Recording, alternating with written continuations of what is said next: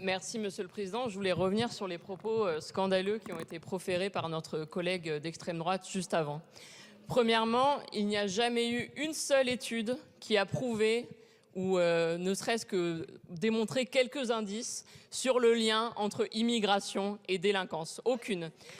Deuxièmement, lorsqu'on lit un minimum de sociologie, mais ce n'est jamais votre cas, on sait que les classes les plus favorisées sont sous-criminalisées et que les classes populaires à laquelle appartiennent les personnes d'origine étrangère, le plus souvent ou originaires de l'immigration, sont elles surcriminalisées.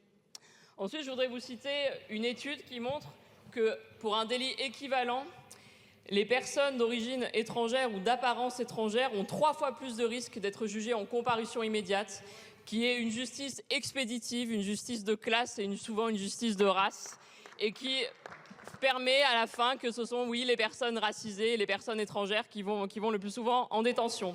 Ensuite, on a 8 fois plus de chances d'être placé en détention provisoire lorsqu'on est étranger. On a également 5 fois plus de chances d'être condamné à de la prison ferme lorsqu'on est étranger. Et au final, je vous rappelle également un sujet qui ne vous intéresse jamais, qui est celui des contrôles d'identité, puisque les personnes qui sont étrangères ou d'apparence étrangère vont avoir 13 fois plus de chances d'être contrôlées par la police que les personnes blanches dans notre pays.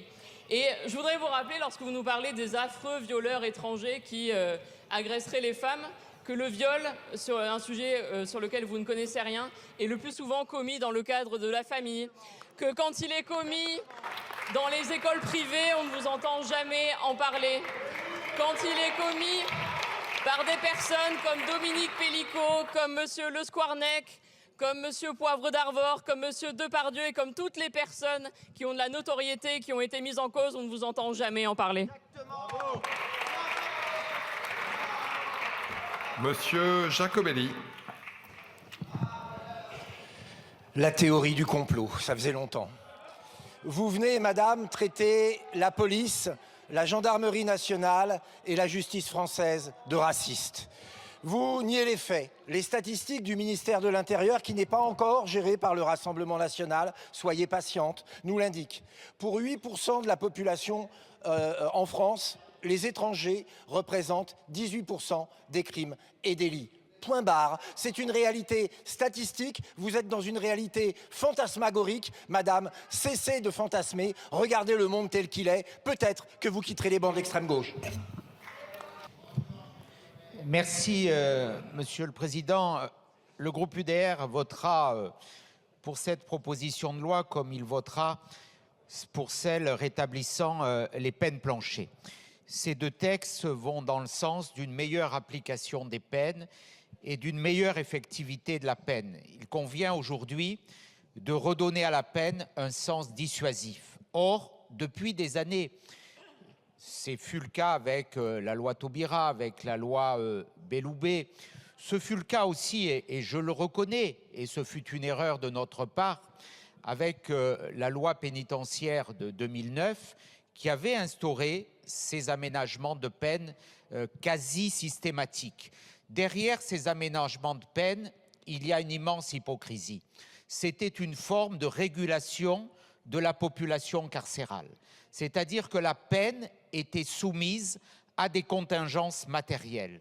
Nous manquons cruellement de manque de place dans les établissements pénitentiaires, et parce que nous manquons de place, au lieu de construire des établissements, au lieu de construire des établissements spécialisés, spécifiques, plus légers, comme vous l'avez souligné, monsieur le garde des Sceaux, au profil des délinquants, eh bien, on a voulu réguler la population carcérale avec des subterfuges. Ce fut une erreur tragique qui a déconstruit la peine, qui a favorisé la récidive, et cette proposition de loi participe de cette indispensable correction qu'il convient d'appliquer. Monsieur le garde des Sceaux, vous vous êtes saisi depuis votre nomination avec une détermination du moins forte en parole, nous verrons si elle se traduit dans les actes, de la question pénitentiaire.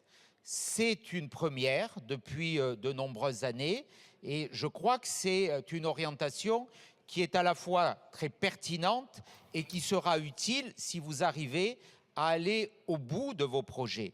J'avais rédigé en 2011, j'étais alors parlementaire ici même, un rapport sur l'exécution des peines, sur la programmation de l'exécution des peines à la demande du président Sarkozy. Nous avions alors 58 000 places de prison pour 65 000 détenus. La loi de programmation sur l'exécution des peines de 2012, qui a été la conséquence de mon rapport, prévoyait qu'il y ait 80 000 places de prison en 2017. Nous sommes en 2025, il y en a à peine 62 000. Ce fut la grande déficience des quinquennats Hollande et Macron. Aucune volonté de construction. Vous semblez aller dans une orientation différente. Nous vous soutiendrons dans ce sens. Oui, il faut redonner un sens dissuasif à la peine.